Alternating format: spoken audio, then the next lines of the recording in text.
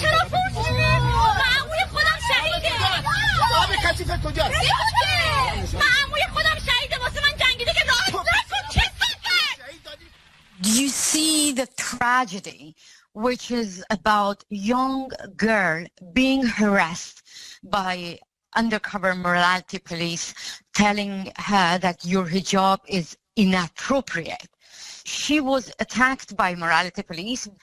Then she was shouting and calling the police. The police was around, but the police did nothing. So the guy actually attacked her, spat at her face, and then cursed her and her mother. And clearly we're in a time of COVID, so that is highly dangerous to spit at somebody in this way. I mean, he gets out of the car, he has his wife with him.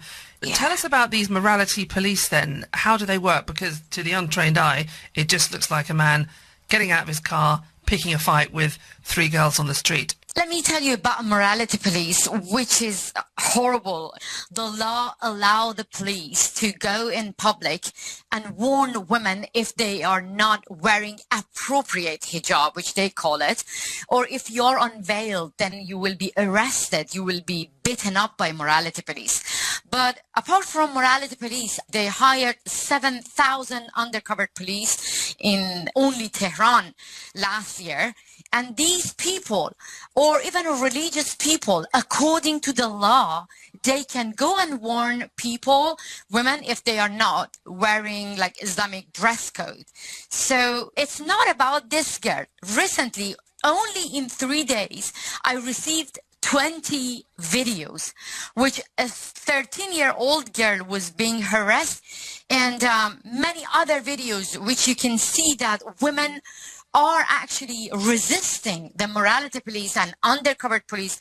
But what bothers me that they don't have any voice inside Iran. And if they go to the police, police would tell them that it's your fault because you didn't cover yourself properly.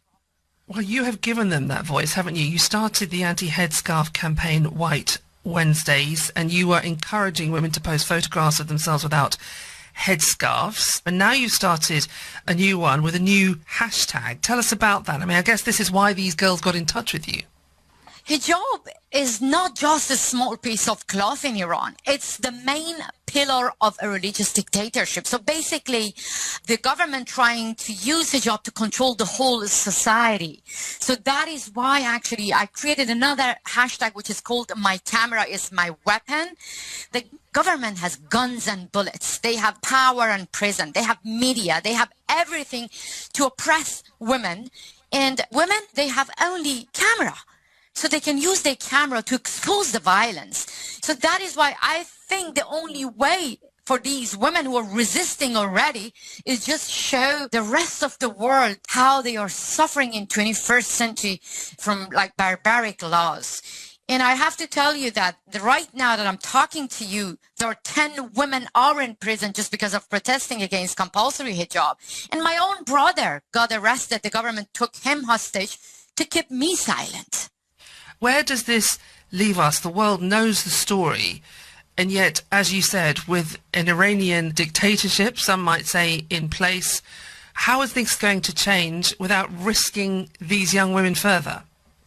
That's a very good question. These young women, they are aware of the risk. But let me give you a better picture. Being a woman means that you live in a dangerous situation. Every day, you risk your lives when you go public. People are fed up with morality police. People are fed up with oppression, with being harassed, being beaten up, being killed. So that is why they have only one option: to shout and scream and cry for justice and let the rest of the world know that this is not a normal government. This is the only way that we can bring change